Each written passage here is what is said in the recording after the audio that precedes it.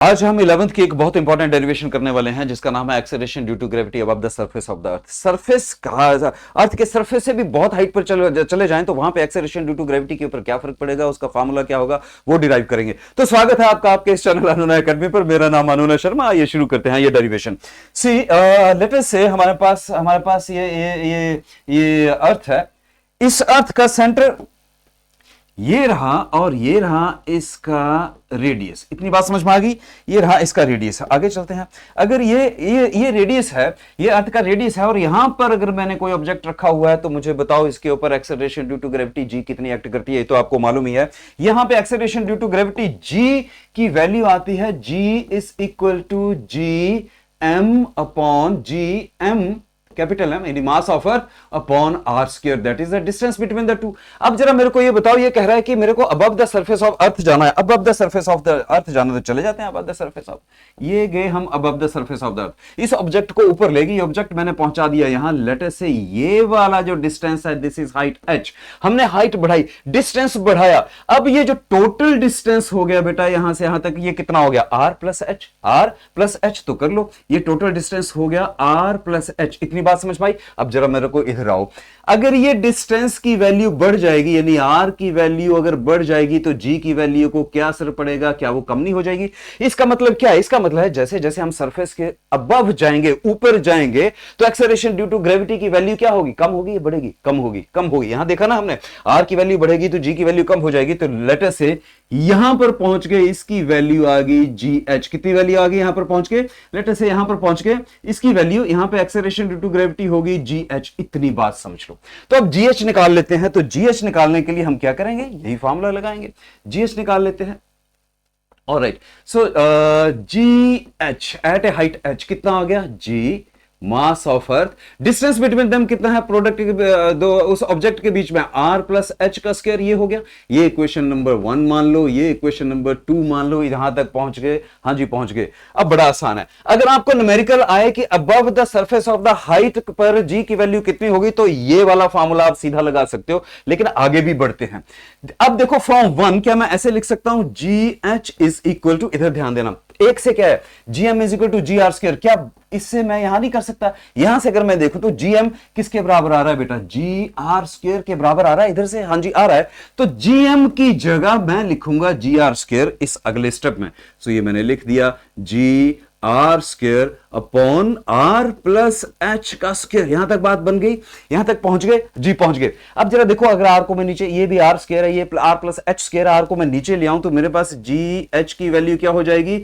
जी upon r plus h upon r का square. क्या मैं ऐसे लिख सकता हूं? ये बात समझ में आई? नहीं आई तो समझ लो। देखो मेरे पास है जी आर स्क्वायर अपॉन क्या है? आर प्लस एच का स्क्वायर। आर को नीचे ला सकता हूं। सो ये क्या हो जाएगा? जी अपॉन आर प्लस एच का स्क्वायर, आर प्लस एच का स्क्वायर अपॉन आर का स्क्वायर। क्या मैं इसको कंबाइंड नहीं लिख सकता? सीधा ऐसे नहीं लिख सकता। जी इज इक्वल टू आर, जिनको आता है बहुत बढ़िया, जिनको नहीं आता है वो समझ लीजिए आर प्लस ये हो गया स्क्वायर। सो वही तो लिखा मैंने यहां पे। ये वाले स्टेप लिखने की जरूरत नहीं है, सीधा आप ये स्टेप लिख सकते हैं। यहां आपने जरूर लिख देना है फ्रॉम इक्वेशन 1। ये जी आर स्क्वायर कहां से आया? इक्वेशन 1 से आया, इसलिए यहां ऐड कर दीजिएगा। ये बात समझ में आई? अच्छा, अगर मैं डिवाइड कर दूं, थोड़ा एक स्टेप और देख लेते हैं। देखो r से r डिवाइड हुआ तो मेरे पास क्या बचा? r से r डिवाइड हुआ 1, h से r डिवाइड हुआ h बाई r का स्क्वायर। ये लिख सकता हूं, ऐसे भी तो लिख सकता हूं इसको ब्रेक करके। तो यहां लिख देते हैं भाई, this implies gh is equal to g upon 1 plus h upon r का स्क्वायर। इतनी बात क्लियर हुई या नहीं बताओ? इतनी बात समझ में आई? चलो समझ में आ गई तो बढ़ते हैं आगे। बहुत आसान है। अब तो हो ही गया, बचा क्या है? कुछ भी नहीं। ये सो क्या मैं यहां से ये लिख सकता हूं? क्या मैं इसको ऐसे लिख सकता हूं कि gh is equal to g into, देखो 1 प्लस एच अपॉन आर नीचे है, पावर 2 है तो ऊपर चला जाएगा, माइनस हो जाएगा 1 प्लस एच अपॉन आर की पावर -2। क्या लिख सकता हूं यहां तक? अब बड़ा इंपॉर्टेंट बात है, उसे बड़े ध्यान से समझना। बहुत इंपॉर्टेंट है, बहुत इंपॉर्टेंट है। देखो 1 प्लस एक्स की पावर अगर माइनस एन है, कंपेयर करो, ये 1 प्लस एक्स, इधर एक्स कितना है एच बाई आर, एक्स कितना है 1 प्लस एक्स, पावर कितनी है माइनस माइनस एन, यानी इधर एन कितना -2। तो अगर और एक्स की जो वैल्यू है वो 1 से बहुत छोटी हो, यानी इस एक्स की वैल्यू 1 से बहुत छोटी हो, इस एक्स की वैल्यू 1 से बहुत छोटी हो, तो मैं इस एक्सप्रेशन को लिख सकता हूं 1 माइनस एन एक्स। ये आंसर आता है, मैथ्स में आपने जरूर पढ़ा होगा, ये आंसर आता है।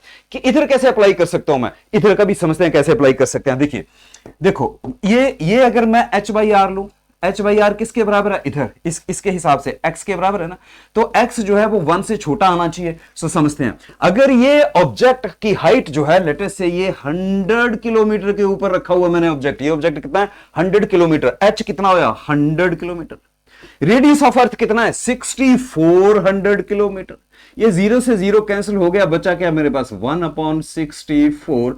अब आप ही मेरे को बताओ 1/64 1 से छोटा है या नहीं, 1/64 1 से छोटा है नहीं, ये नहीं, ये जो x आया ये 1 से छोटा आया ही नहीं, कब, जब h जो है much much less than the radius of the, okay. So मैं यहां ऐसे लिख सकता हूं, क्या मैं ओके इसको मैं थोड़ा क्लीन, ये बात समझ में आ गई, ये बात समझ में आ गई, ऑलराइट। क्या मैं यहां ऐसे नहीं लिख सकता कि भाई this g if h is much less than r, अगर h की वैल्यू बहुत छोटी है तो कितना आएगा, देखो 1/64 यानी 1 से छोटा हो गया। चलिए इसको मैं हटा रहा हूं अब, और फाइनल आंसर आप तक पहुंचा रहा हूं सीधे सीधे। देखो अगर ये वैल्यू अगर छोटी है तो जी एच कितना हो जाएगा एक्सप्रेशन के हिसाब से, g into 1 minus 2h by r, ये बात समझ में आई, ये बन गया हमारा final expression, that is done and this derivation is over, ये रहा। लेकिन याद रखना ये वाला फार्मूला कब लगाना है, जब आपको पता हो कि h की वैल्यू r से बहुत छोटी है, यानी ये फैक्टर 1 से छोटा आएगा तभी वैल्यू लगाना, नहीं तो नहीं लगाना है।